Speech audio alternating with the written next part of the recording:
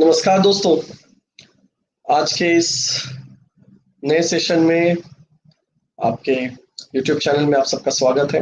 मैं Manish Jaiswal aspiring life की तरफ से आज डिस्कस करूंगा फिलीपींस के ऊपर क्या इम्पैक्ट पड़ेगा अगर एनएमसी ड्राफ्ट जिसको लेकर के 2021-22 के एडमिशन्स पे काफ़ी फर्क पड़ रहा है।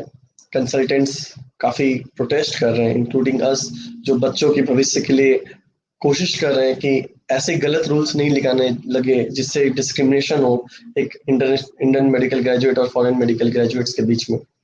बट स्टिल एनएमसी जो पहले एमसीआई थी, अभी काफ़ी हद तक स्ट्रिक्टली सोच रही है कि इस एनएमसी ड्राफ्ट का वो मैक्सिमम पॉइंट्स को इम्प्लीमेंट करेगी।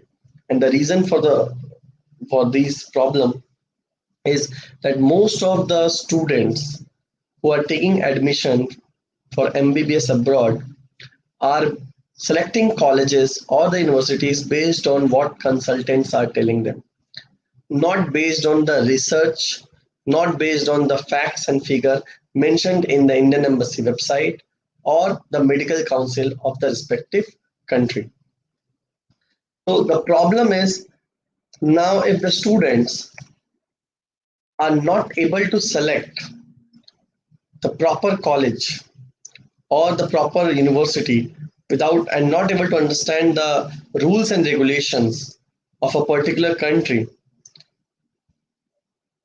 and without that consultants are brainwashing them to take the admission based on what they say, it is difficult to get good quality doctors in India. There are colleges which are at par with any top medical colleges in India. There are also some colleges which have worse infrastructure than even a nursing institute or a small school in India. So we have different types of colleges when we say MBBS abroad. Just because the fee structure is less, a lot of students prefer selecting the college only based on the fee structure. But fee structure can be reduced to half, almost half, if the number of intake can be increased by 200 to 300%. With the same infrastructure, same teacher, and same everything. So what it impacts? It impacts the quality of education. Suppose today in one of the medical college in Calcutta Medical College, where maybe 200, 250 seats are there for medical admission. If they increase the intake to 500, what will change? The change will be the quality. The students getting the exposure in terms of medical education, what medical education demand, this drastically decreases. They are not able to interact with the teacher the way it should be. They are not able to interact with the patient the way it should be to be a top quality doctor and practice here. Indian doctors are considered one of the best in the world, and Indian medical and hospitals are also considered quite good when it comes to medical tourism. Indian medical tourism is supposed to be $6 billion industry in coming future. So why I'm saying all this? Because a doctor who studies MBBS abroad has to come, if they come back to India, they will be the part of Indian medical education system or Indian medical system. So the regulations are being forced to implement. Some of the regulations are not logical enough, and we are challenging that. Let's see what the court says, what happens once this draft is implemented into a real law and order thing, or gadget is passed for the same. But till then, supposedly, if the draft is passed, what are the things one must consider while selecting colleges? This is what we are going to discuss in this video, especially considering Philippines. A lot of students go to Philippines to study medicine. If you go to the Indian Embassy website of Philippines, a lot of things are clearly mentioned. The basic thing is there is no direct medical admission in Philippines because the school education pattern of Philippines is quite different from that of India. India teach in 10 plus 2 curriculum, but Philippines have 10 plus 4 education system. Means after passing class 10, they have 4 year of bachelor program, BS, Bachelor of Psychology, BS Psychology, BS. There are a lot of things which the student can opt for after class 10. That's a 4 year duration of the 4 year program. After that, they have to appear for exam called NMAT, and once they clear NMAT, they can get admission into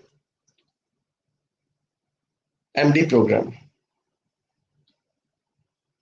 So what I request you right now to go through this first and read the second points.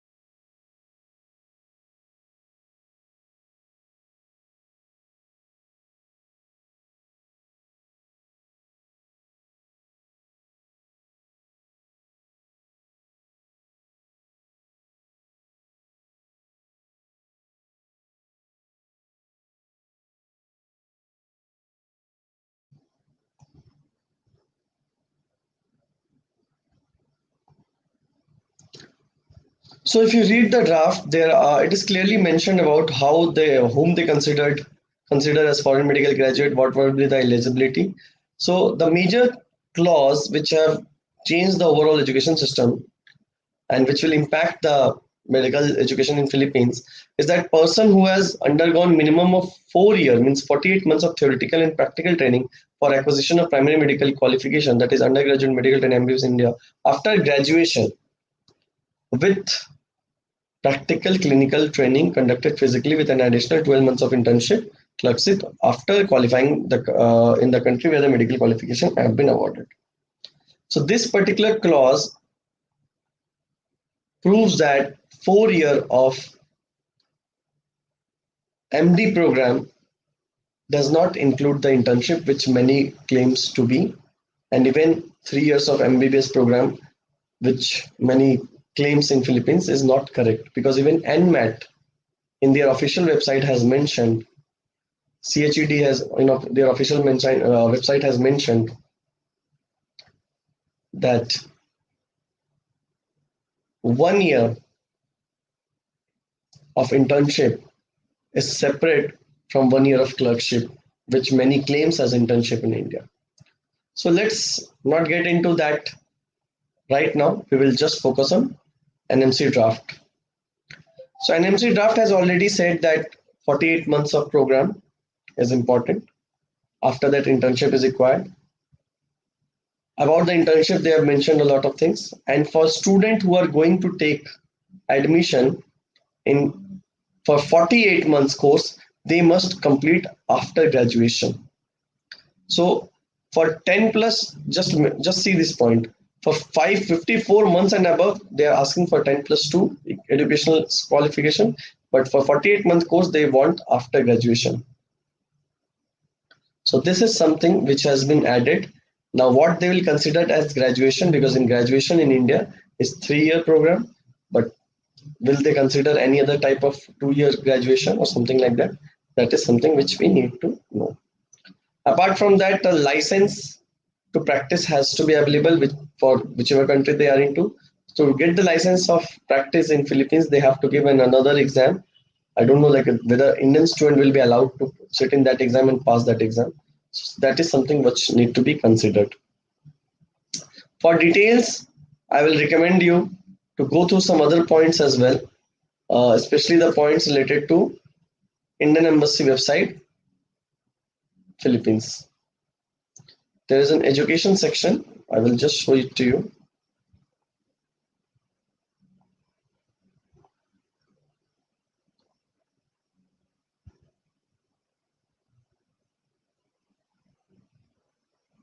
See, so if you can see here, advisory is clearly mentioned.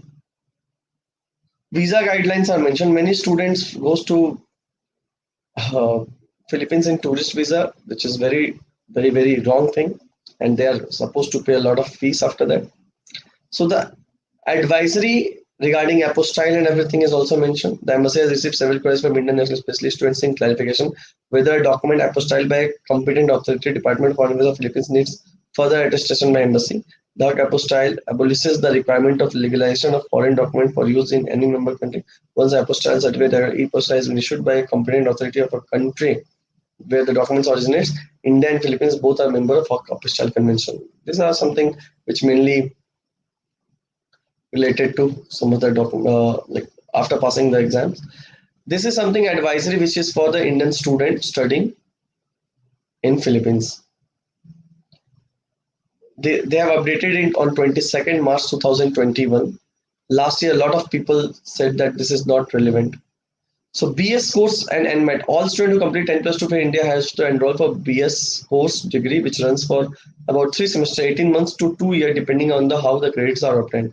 Thereafter, students have to take national medical admission test to enroll in MD course. Kindly note that undergoing BS course and getting a competitive score in NMET is the precondition joining the medical course. It is clear mention.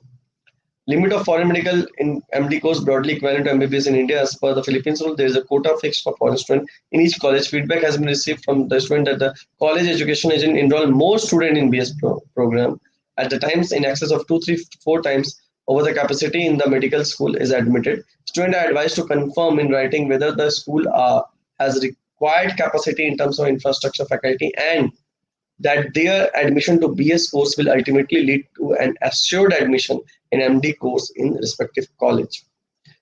Issues regard during the course of study. What are the issues? These are something which Indian Embassy has updated. I think you're not able to read this, so I will share that screen as well. See, these things are very important to understand. These things are very important to study. If you are going to study in Philippines, you must follow what is written in the website of Indian Embassy. Ignoring Indian Embassy's instruction or advice is something not recommended at all.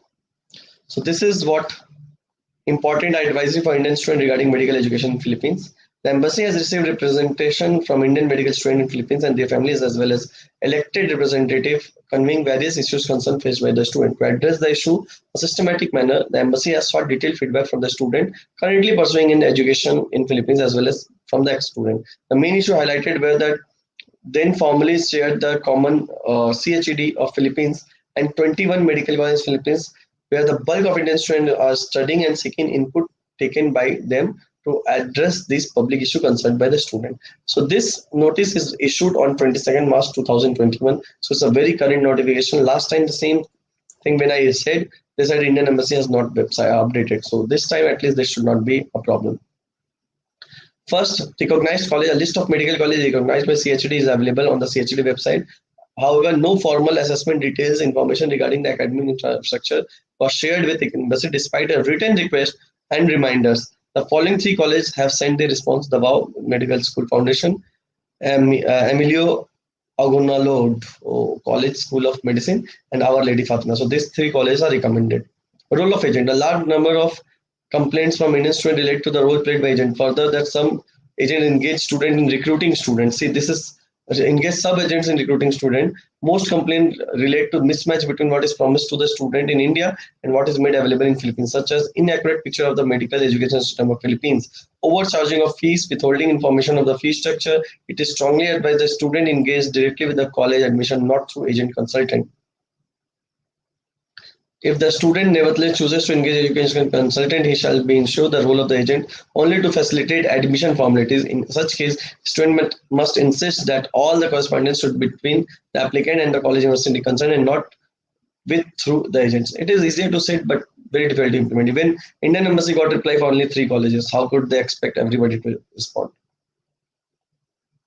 to the student rather?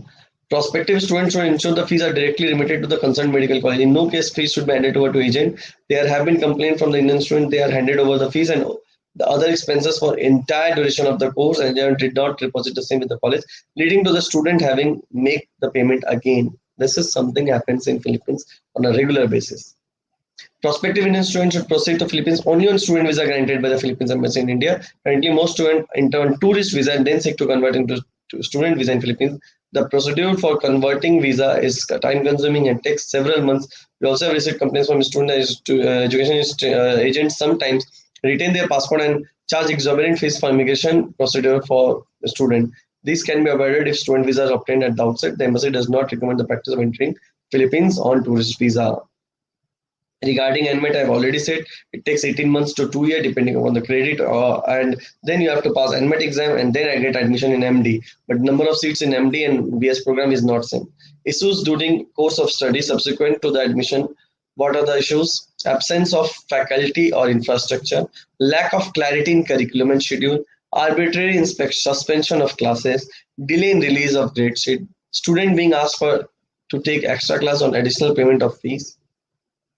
Students have to also point out to lack of the responsiveness on the part of college administration to their concern, not permitting students to raise any issue other than through agents. It is therefore essential that Indian students insist on college wanting to them in right from the time of seeking admission itself and also inquire about the provision of international student advisor in respective colleges, following which admission may not be valid and not be available in that college.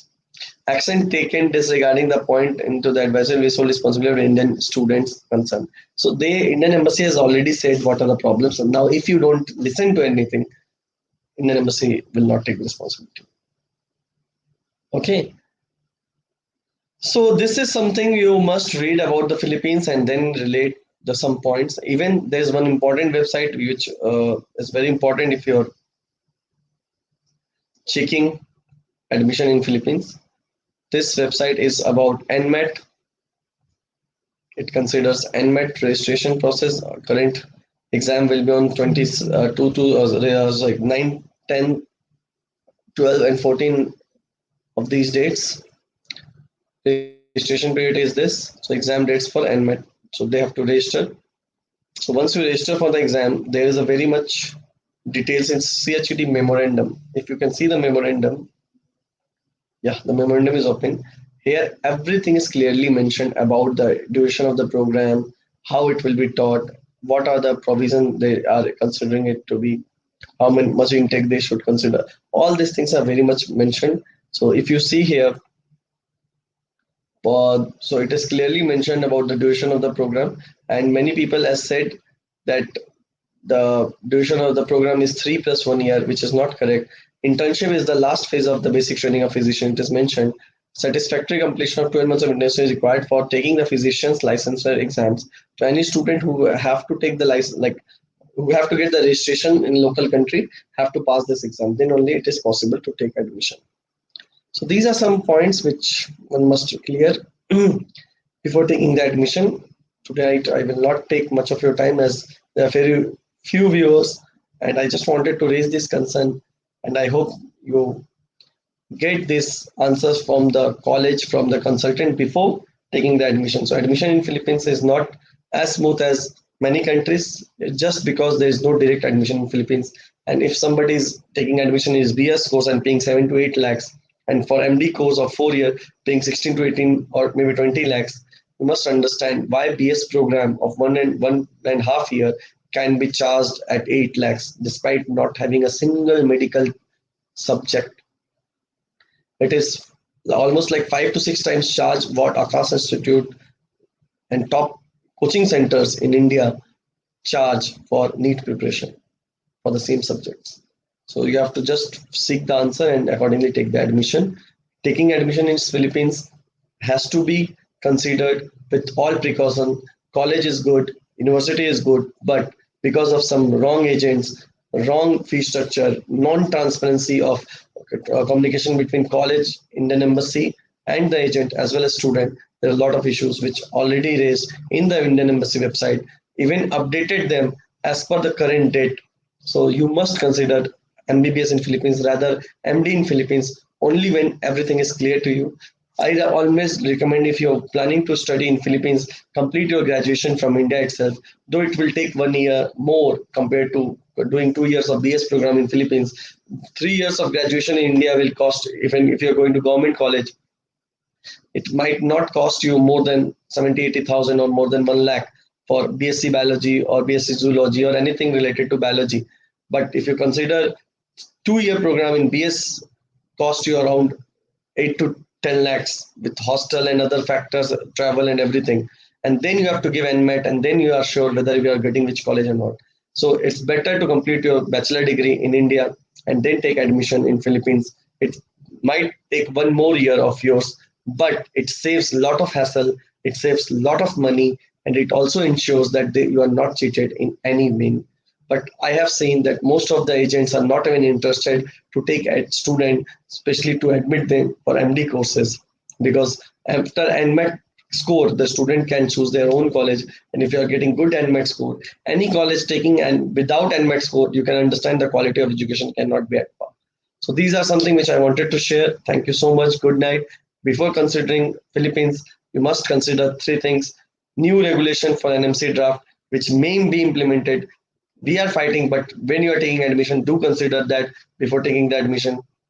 Second, go to the Indian Embassy website, go through the college detail, go through the recommendation, go through the problems. What Indian embassies are already getting the complaint from the Association of Indian Students.